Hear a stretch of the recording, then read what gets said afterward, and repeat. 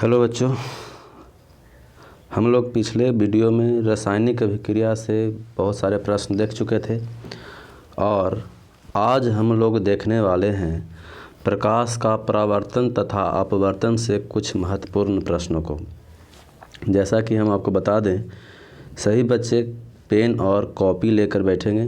जो क्वेश्चन आपको समझ में ना आए उसे अपने कॉपी पर लिखते जाएं और कुछ प्रश्न पूछना रहे तो उसे कमेंट बॉक्स में लिख दें। तो चलिए हम लोग आगे बढ़ते हैं, देखते हैं प्रश्नों को। देखिए, पहला प्रश्न है। पहला प्रश्न कहता है कि अवतल लेंस का आवर्धन बराबर होता है। अवतल लेंस का आवर्धन बराबर होता है। तो देखिए, लेंस में आवर्धन एम बराबर भी बटा यू होता है। लेंस में आवर्धन एम बराबर भी बटा यू होता है। सिर्फ यहाँ अवतल लेंस कहा है, तो अवतल लेंस कहे चाहे उत्तल लेंस कहे, आपको आंसर होगा एम बराबर भी बटा यू ही, प्लस में होता है। और दर्पण में क्या होता है आप लोग लिख के बताएंगे। तो इसका आंसर हो जाएगा ऑप्शन नंबर डी। तो पहला का आंसर हो जाएगा ऑप्शन नंबर डी। आगे हम लोग देखते हैं। अगला प्रश्न है, गोलीय दर्पण में फोकसांतर कहा जाता है फोकस दूरी को। गोलीय दर्पण में फोकसांतर एवं वक्रता त्रिज्या के बीच, फोकसांतर कहा जाता है फोकस दूरी को और वक्रता त्रिज्या के बीच संबंध। यानी आपको पूछ रहा है कि आर और एफ में क्या संबंध है। आर और एफ में क्या संबंध है। तो आपको बताए थे कि किसी भी दर्पण का फोकस दूरी उसके वक्रता त्रिज्या की आधी होती है। वक्रता त्रिज्या की आधी होती है। तो देखिए, आर बराबर यहाँ लिख ले 2f। आर बराबर 2f, सही है। आर बराबर 2f होगा, यानी कि जो आर है होता है दुगना किससे, फोकस दूरी से। तो ऑप्शन नंबर ए। अगला प्रश्न हम लोग देखते हैं। देखिए, यहाँ कह रहा है कि 1 मीटर फोकस दूरी वाले उत्तल लेंस की क्षमता क्या होगी। 1 मीटर फोकस दूरी वाले उत्तल लेंस की क्षमता क्या होगी। जैसा कि हम आपको बताए थे कि उत्तल लेंस का फोकस दूरी होता है प्लस में, एफ बराबर उत्तल लेंस का होता है प्लस, और अवतल लेंस का एफ बराबर होता है माइनस। उत्तल लेंस का एफ बराबर प्लस और अवतल लेंस का एफ बराबर माइनस होता है। देखिए, 1 मीटर फोकस दूरी वाले उत्तल लेंस की क्षमता क्या होगी। तो देखिए, यहाँ पर क्षमता पूछा है, तो हम लोग क्षमता को देखेंगे, क्षमता क्या होता है। तो लेंस की क्षमता लेंस की क्षमता P बराबर 1/f होता है। P बराबर 1/f। यहाँ f मीटर में दिया हुआ है। यदि सेंटीमीटर में दिए हुए रहता तो उसको हम लोग मीटर में निकालते। तो यहाँ सेंटीमीटर में नहीं, मीटर में दिया हुआ है, तो निकालेंगे 1/1 बराबर 1 डायोप्टर। लेंस की क्षमता कैसे मात्रा क्या होता है, डायोप्टर। तो देखिए, प्लस में P बराबर +1 डायोप्टर आ गया। और आपको बता दें कि यदि लेंस का क्षमता प्लस में आ जाए, लेंस की क्षमता प्लस में आ जाए तो वह उत्तल लेंस होगा। कौन सा लेंस होगा, उत्तल लेंस। तो देखिए, ऑप्शन नंबर 1B जो है 1 डायोप्टर लिखा हुआ है, यहाँ +1 लिखना चाहिए, +1 डायोप्टर। अगला प्रश्न हम लोग देखते हैं। देखिए, कह रहा है कि अगला प्रश्न देखेंगे हम लोग। किसी अवतल दर्पण द्वारा काल्पनिक सीधा तथा आवर्धित प्रतिबिंब बनता है जब वस्तु स्थित होता है। इस तरह का प्रश्न बहुत पूछे जाते हैं। कहा कि किसी अवतल दर्पण द्वारा काल्पनिक सीधा तथा आवर्धित प्रतिबिंब बनता है जब वस्तु स्थित होता है।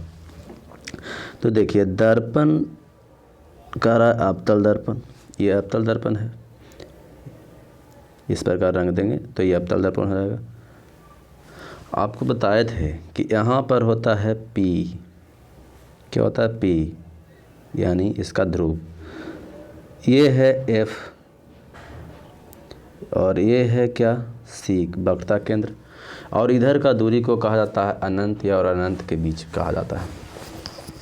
तो देखिए आपको बताए थे कि जब वस्तु अनंत पर होता है तो उसका प्रतिबिंब फोकस पर बनता है, फोकस पर रहता है तो अनंत पर बनता है, परंतु बनता है उल्टा और वास्तविक बनता है।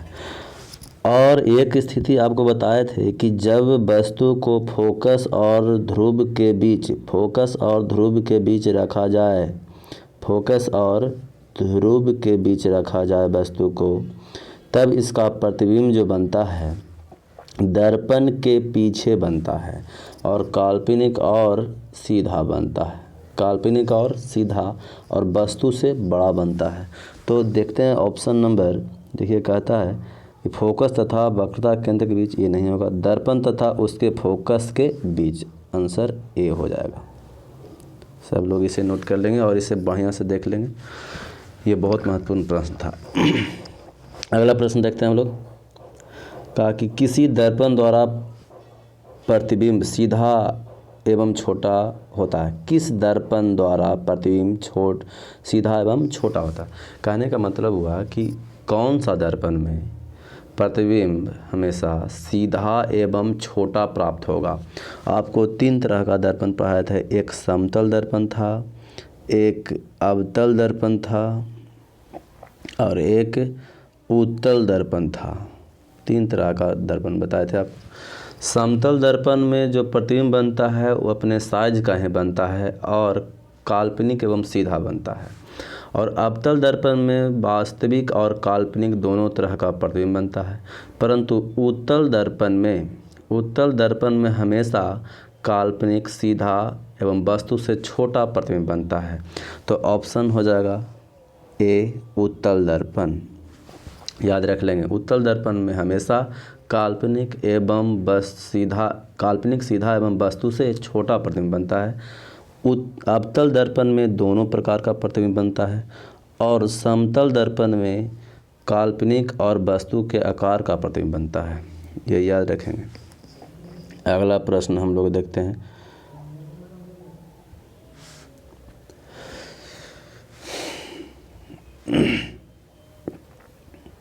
ये अगला प्रश्न देखेंगे हम लोग। कहा 6ठा क्वेश्चन जो है, जो पूछता रहा है आपसे कि बताइए कि अवतल दर्पण है, अवतल दर्पण क्या है। तो अभिसारी दर्पण, अपसारी दर्पण।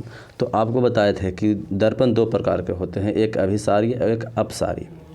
तो अभिसारी दर्पण वो होता है जो सभी प्रकाश को एक बिंदु पर केंद्रित कर देता है। तो बताइए अवतल दर्पण जो था वो अपने मुख अक्ष के समानांतर सभी आपतित किरणों को एक बिंदु पर केंद्रित कर रहा था, तो इसलिए अवतल दर्पण को अभिसारी दर्पण कहा जाता है। चलिए तो ऑप्शन नंबर ए हो जाएगा। अगला क्वेश्चन, उत्तल दर्पण से बना प्रतिबिंब होता है। अभी आपको बताया दर्पण, तीनों दर्पण के बारे में बता दिए कि समतल दर्पण में हमेशा काल्पनिक और वस्तु के बराबर प्रतिबिंब बनता है, अवतल दर्पण में वास्तविक और काल्पनिक दोनों प्रकार का प्रतिबिंब बनता है, उत्तल दर्पण में हमेशा काल्पनिक, सीधा एवं वस्तु से छोटा प्रतिबिंब बनता है। तो देखते हैं उस प्रकार का ऑप्शन किस में है, काल्पनिक एवं छोटा। चलिए ऑप्शन ए ही सही हो जाएगा, ऑप्शन ए सही हो जाएगा। अगला प्रश्न हम लोग देखेंगे, निम्नलिखित में किस दर्पण द्वारा किसी वस्तु का वास्तविक प्रतिबिंब प्राप्त होता है। इस प्रकार का प्रश्न आपको बहुत मिलेगा। कहा कि निम्नलिखित में किस दर्पण द्वारा किसी वस्तु का वास्तविक प्रतिबिंब प्राप्त होता है। वास्तविक प्रतिबिंब, तो वास्तविक प्रतिबिंब प्राप्त करने के लिए सिर्फ एक ही दर्पण होता है, वो होता है अवतल दर्पण। तो ऑप्शन नंबर हो जाएगा यहाँ बी, अवतल दर्पण द्वारा। अगला क्वेश्चन देखेंगे हम लोग निम्नलिखित में किसमें बड़ा और वास्तविक प्रतिबिंब बनता है? देखिए, वास्तविक प्रतिबिंब प्राप्त करने के लिए सिर्फ और सिर्फ अवतल दर्पण ही आपको चाहिए। लिख लेंगे, सब बच्चे लिख लेंगे, नोट कर लेंगे। वास्तविक प्रतिबिंब प्राप्त करने के लिए सिर्फ अवतल दर्पण ही चाहिए। तो अवतल दर्पण कहाँ पर है? ऑप्शन नंबर देखते हैं हम लोग, सी, अवतल दर्पण। और काल्पनिक प्रतिबिंब यदि कहे तो हाँ, 2 ऑप्शन हो जाएगा, उत्तल और समतल दर्पण। चलिए अगला प्रश्न देखते हैं हम लोग। समतल दर्पण द्वारा बना प्रतिबिंब होता है। देखिए, बहुत महत्वपूर्ण प्रश्न है। समतल दर्पण द्वारा बना प्रतिबिंब होता है। वास्तविक, गलत, ये वास्तविक नहीं होगा। काल्पनिक, ये भी काल्पनिक सही है, परंतु और आगे हम लोग देखेंगे। कभी वास्तविक तो कभी काल्पनिक नहीं है, गलत, इनमें से कोई नहीं। देखिए, ऑप्शन तो मिलेगा, आंसर हो जाएगा बी, परंतु इसका आंसर सुन लें। इसका आंसर होगा काल्पनिक और वस्तु के बराबर, परंतु यह अपोजिट, लेफ्ट टू राइट उल्टा बनता है। लेफ्ट टू राइट यानी यदि हम लोग इसे बी लिखें, बी, और इसे समतल दर्पण में देखा जाए तो बी बिल्कुल इस प्रकार का प्रतिबिंब बनेगा। ये लिख लेंगे आप, बी इस प्रकार का प्रतिबिंब बनेगा। यानी कि वास्तविक, काल्पनिक तो बनता है, परंतु यह वस्तु के बराबर और लेफ्ट टू राइट उल्टा बनता है।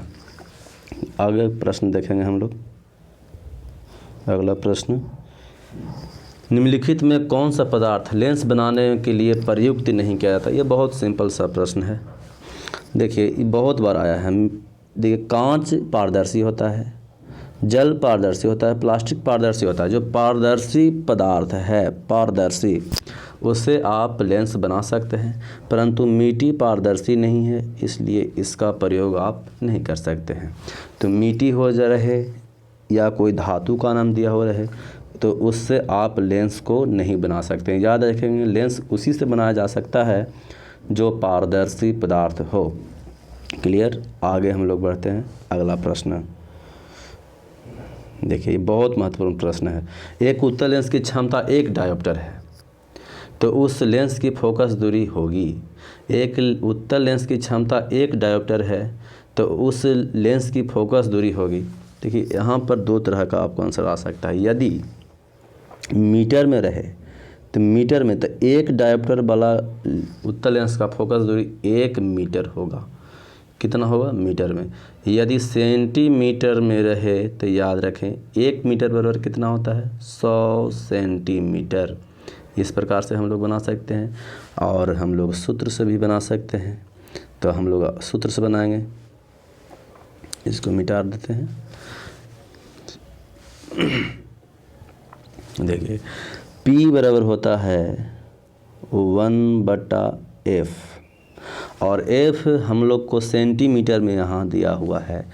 तो P दिया हुआ है कितना? 1 डायोप्टर, और डायोप्टर का मान मीटर में होता है, इसलिए इसे हम लोग सेंटीमीटर में बदल लेंगे।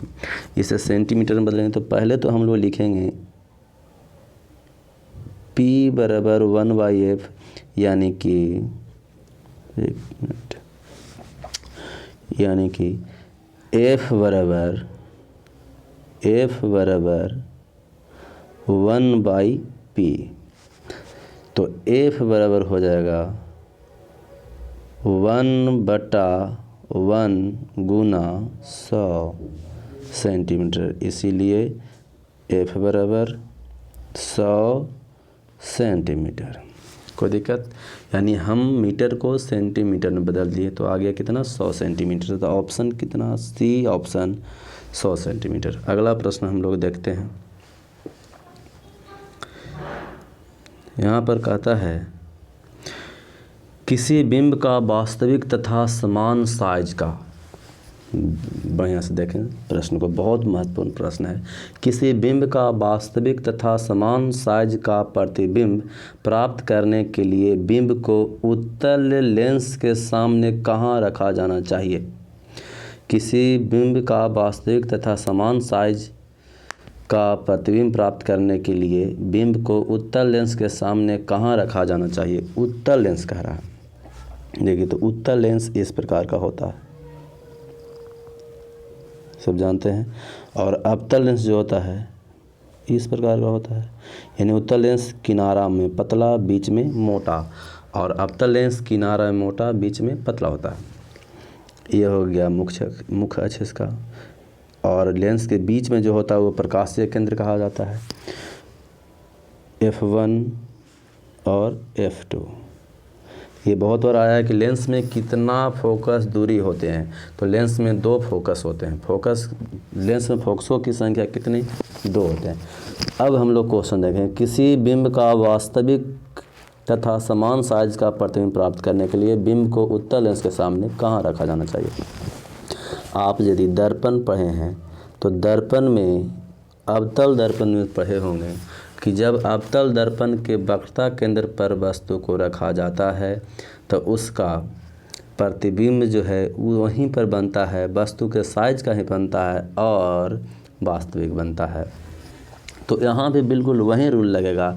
इसका भी उत्तल लेंस के ही वक्रता केंद्र पर C पर, वक्रता केंद्र पर यदि वस्तु को रखेंगे तो इसका प्रतिबिंब दूसरा वक्रता केंद्र पर, यानी ये C1 है तो ये C2 पर बनेगा, और बराबर साइज का बनेगा, वास्तविक बनेगा और उल्टा बनेगा। तो हम लोग देखते हैं, लेंस के प्रकाशीय केंद्र तथा मुख्य फोकस के बीच गलत, अनंत पर नहीं, फोकस की दूरी के दुगनी दूरी, हाँ याद रहे, फोकस की दूरी के दुगनी दूरी, यानी कह रहा है दुगनी दूरी यानी वक्रता केंद्र, यानी वक्रता त्रिज्या जो होता है फोकस दूरी के दुगना दूरी होता है। तो हम लोग ऑप्शन मारेंगे बी। चलिए अगला प्रश्न, कोई दिक्कत है? हाँ, यदि दिक्कत हो तो कमेंट बॉक्स में लिख लें।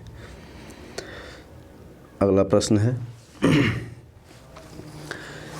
किसी गोलीय दर्पण तथा पतले गोलीय लेंस दोनों की फोकस दूरियां -15 सेंटीमीटर है। दर्पण तथा लेंस संभव है।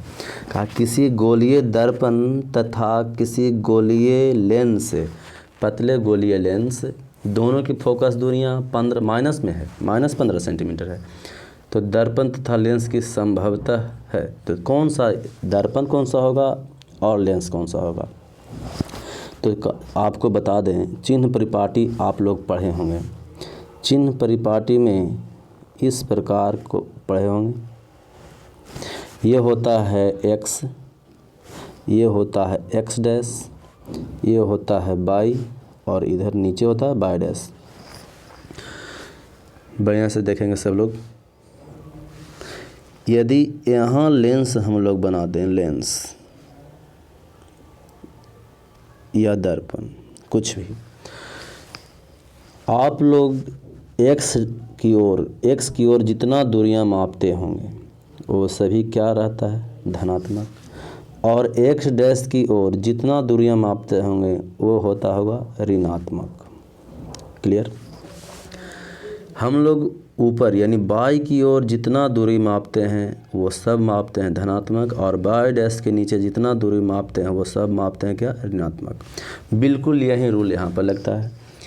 यदि किसी लेंस या दर्पण का फोकस दूरी बाएं तरफ हो, किधर हो? बाएं तरफ हो, तो उस लेंस या दर्पण का फोकस दूरी ऋणात्मक हो जाएगा। और यदि किसी लेंस या दर्पण का फोकस दूरी दाएं तरफ हो तो उसका फोकस दूरी धनात्मक हो जाएगा। तो अब यहाँ हम लोग क्वेश्चन को देखेंगे। कहा गोलीय दर्पण में 15 सेंटीमीटर, तो माइनस यानी बाएं साइड, तो बाएं साइड में किसका फोकस दूरी होता है? तो दर्पण में तो होता है अवतल दर्पण का, क्योंकि अवतल दर्पण का फोकस दूरी बाएं साइड में होता है, और लेंस में भी होता है अवतल लेंस का। तो देखते हैं दोनों, अवतल दर्पण और अवतल लेंस किस ऑप्शन में लिखा हुआ है। तो यहाँ दोनों अवतल, बिल्कुल सही। दोनों यानी लेंस और दर्पण दोनों क्या होंगे? अवतल होंगे। लेंस और दर्पण दोनों क्या होंगे? अवतल। कोई दिक्कत समझे में? यदि दिक्कत है तो चिन्ह परिपाटी का एक अलग से वीडियो बना दिया जाएगा, सब लोग लिखेंगे। यदि इसका अलग से वीडियो चाहिए तो सब लोग बताएंगे चिन्ह परिपाटी का। ये बहुत महत्वपूर्ण है। यदि चिन्ह परिपाटी आप नहीं जानते हैं तो दर्पण और लेंस का न्यूमेरिकल आप नहीं बना सकते। अगला क्वेश्चन हम लोग देखेंगे।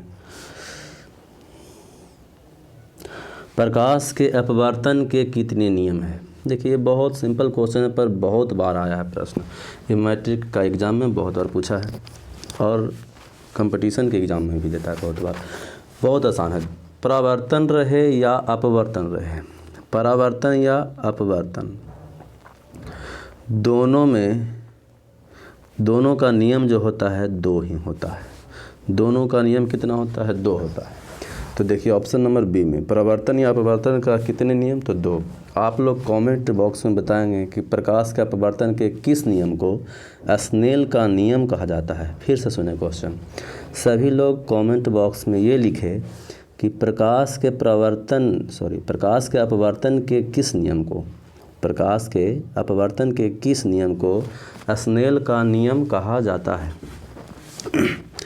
चलिए अगला क्वेश्चन हम लोग देखते हैं।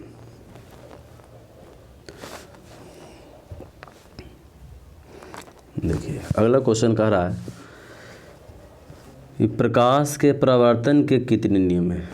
बिल्कुल फिर से 2 ही नियम, परावर्तन रहे चाहे अपवर्तन रहे, दोनों का नियम कितना? 2 ही होगा। अगला क्वेश्चन, सरल सूक्ष्मदर्शी, यहाँ दर्शी होना चाहिए, गलत टाइप हो चुका है, हम सुधार देंगे इसे।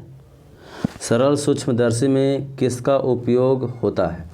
तो सरल सूक्ष्मदर्शी यानी छोटे वस्तुओं को देखने के लिए, छोटे पार्टिकल कुछ होता है जैसे घड़ी हो गया या कुछ माइक्रो यानी कोशिका हो गया, कुछ भी छोटा चीज़ को देखने के लिए सूक्ष्मदर्शी का प्रयोग। तो यानी छोटा वस्तु को देखने के लिए किसका प्रयोग करेंगे, किस लेंस का? तो आप बताएं। अब जानते हैं कि कौन सा लेंस, यानी उत्तल लेंस जो होता है छोटे वस्तुओं को बड़ा प्रतिबिंब बनाता है। तो ऑप्शन यहाँ देखते हैं हम लोग। ऑप्शन ए में है अवतल दर्पण, बी में है उत्तल दर्पण, दर्पण तो नहीं होगा, सी में अवतल लेंस और डी में है उत्तल लेंस। तो आंसर हो जाएगा डी, उत्तल लेंस। अगला प्रश्न हम लोग देखते हैं, किसी माध्यम में अपवर्तनांक का मान होता है। किसी माध्यम में अपवर्तनांक का मान होता है, यानी आप पढ़े होंगे अपवर्तनांक यानी म्यू बराबर साइन आई बटा साइन आर। इस प्रकार का ऑप्शन कहाँ है देखते हैं, साइन आई बटा साइन आर। तो ऑप्शन नंबर ए ही है जो सही है, साइन आई बटा साइन आर। कोई दिक्कत? आगे देखते हैं हम लोग। इस प्रकार का यानी परावर्तन और अपवर्तन पर कुछ और क्वेश्चन हम लोग देखेंगे अगले वीडियो में। इस वीडियो में कुछ प्रश्न है उसे पूरा कर लेते हैं और इसके पर न्यूमेरिकल भी देखेंगे, इसलिए वीडियो देखना ना भूलें। अगला क्वेश्चन कहता है कि एक उत्तल लेंस होता है, यानी उत्तल लेंस के बारे में उसका जो गुण है दिए हुए हैं और उस गुण से आप समझें कि उत्तल लेंस किसे कहेंगे। कहता है कि सभी जगह समान मोटाई का होता है। बिल्कुल गलत। आपको उत्तल लेंस का एक डायग्राम बना देता हूँ मैं। ये होता है उत्तल लेंस और ये होता है अवतल लेंस। बताइए क्या समान मोटाई का है? नहीं। बीच की अपेक्षा किनारों पर मोटा होता है? नहीं, बिल्कुल गलत। बीच में मोटा, किनारों पर पतला है।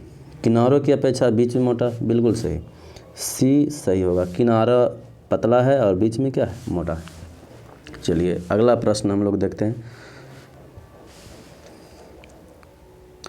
कहता है एक गोलीय दर्पण की वक्रता त्रिज्या 28 सेंटीमीटर है। सब लोग ध्यान देंगे। इसी प्रकार का क्वेश्चन पूछा है। वक्रता त्रिज्या दिला यानी आर बराबर 28 दिया हुआ है और कहता है कि इसकी फोकस दूरी कितना होगा, यानी एफ बराबर भाट। तो अब जानते हैं कि एफ बराबर होता है, जो सूत्र होता है नियम से, आर बटा 2। तो आर कितना दिया हुआ है? आर है 28 अब बटा 2 यानी कितना हो जाएगा? 14। तो ऑप्शन नंबर सी में देखिए 14 है, तो ऑप्शन हो जाएगा 14, आधा होता है।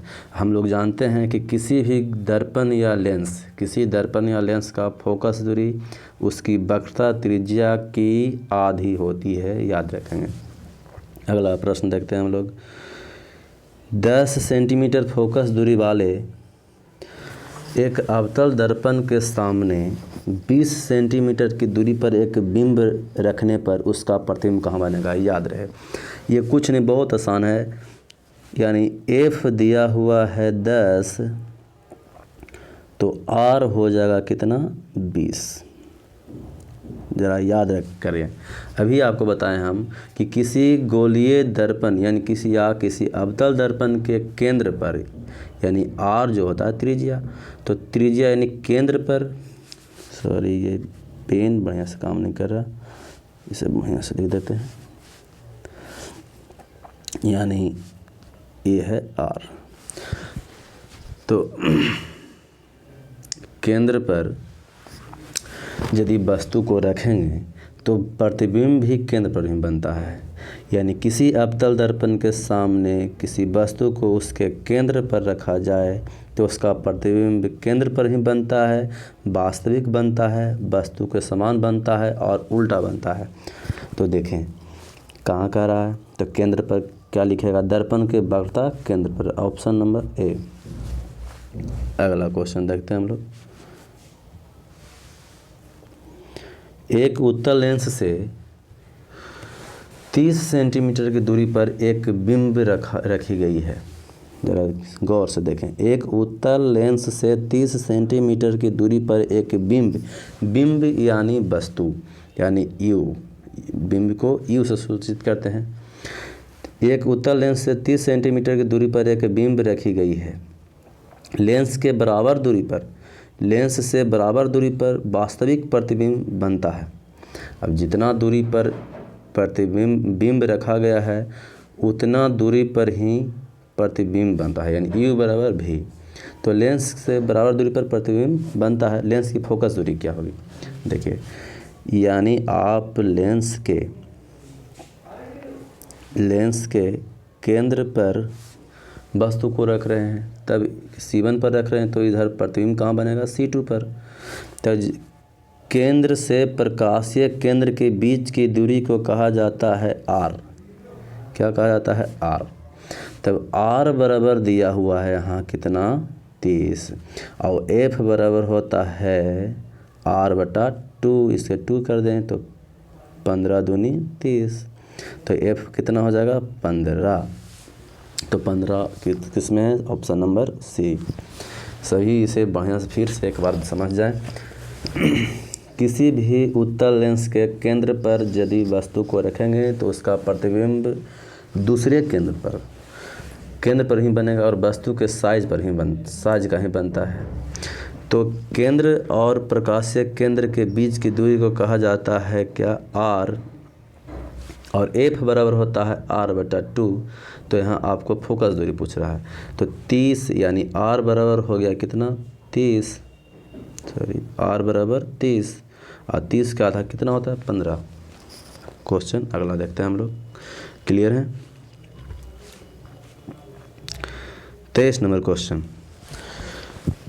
कहता है कि एक उत्तल लेंस की फोकस दूरी 20 सेंटीमीटर है, लेंस की क्षमता होगी। बहुत महत्वपूर्ण प्रश्न है, इस प्रकार का प्रश्न बहुत पूछता है।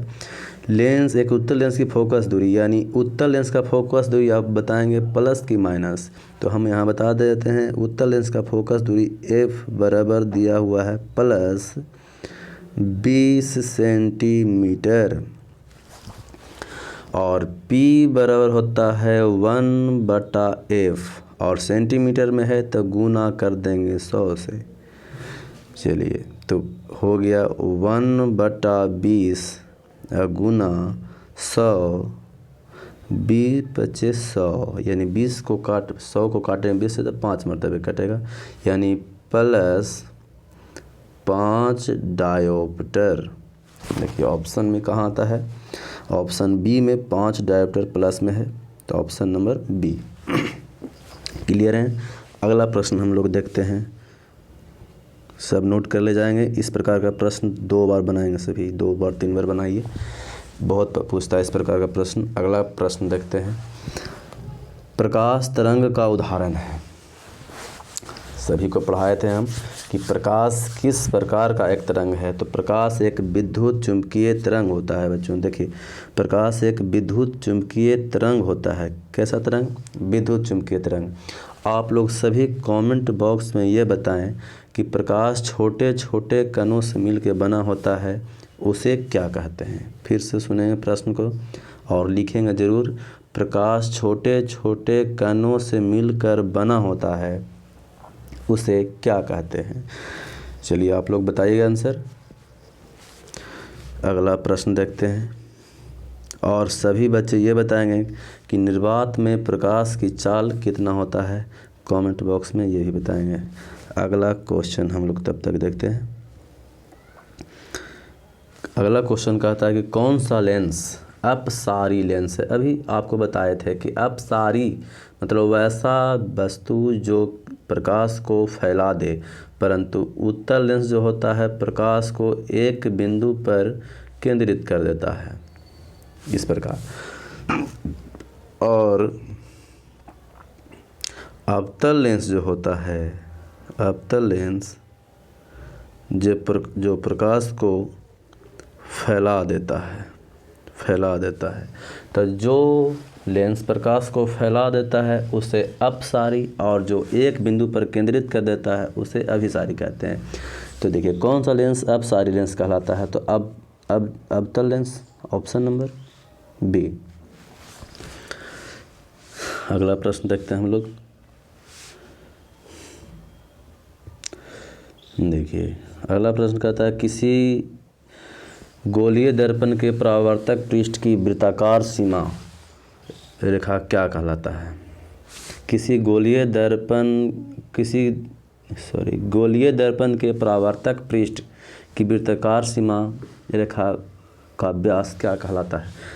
आपको बताए थे। देखिए ये कोई गोलीय दर्पण है, ये वृत्ताकार पथ है, इसका व्यास यानी यहाँ से लेकर यहाँ, बताइए ये क्या कहलाता है। आपको बताए थे। यानी दर्पण की चौड़ाई यानी लंबाई को क्या कहेंगे। तो दर्पण का द्वारक कहा जाता है, ऑप्शन नंबर डी।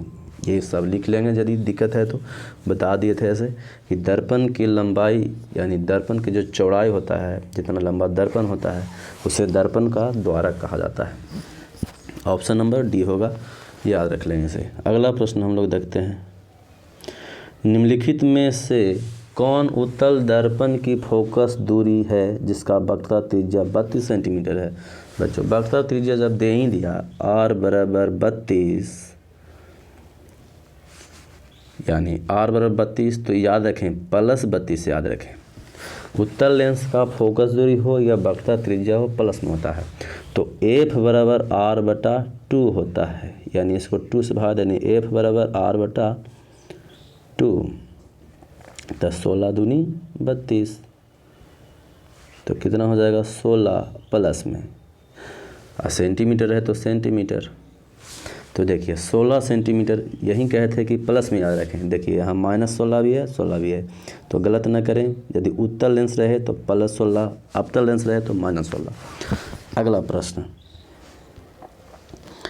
यदि किसी बिंब का प्रतिबिंब, इस प्रकार का प्रश्न बहुत आता है, आप लोग ध्यान से पढ़ें। यदि ना आए तो फिर से कमेंट में लिखें, हम अगले वीडियो में और अच्छा से बता देंगे इसको। यदि किसी बिंब का प्रतिबिंब का आवर्धन ऋणात्मक है तो उस प्रतिबिंब की प्रकृति क्या होगी।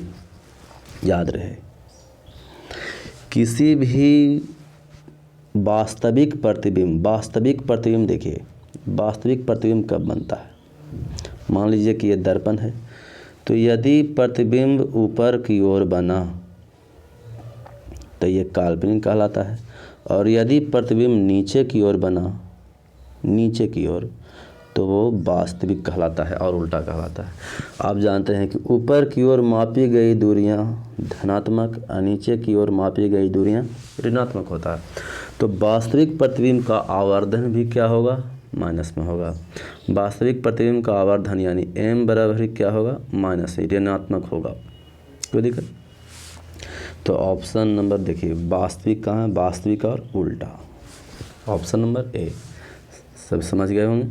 अगला प्रश्न देखते हैं हम लोग। गोलीय दर्पण का परावर्तक पृष्ठ वक्रित हो सकता है। गोलीय दर्पण का परावर्तक पृष्ठ वक्रित हो सकता है।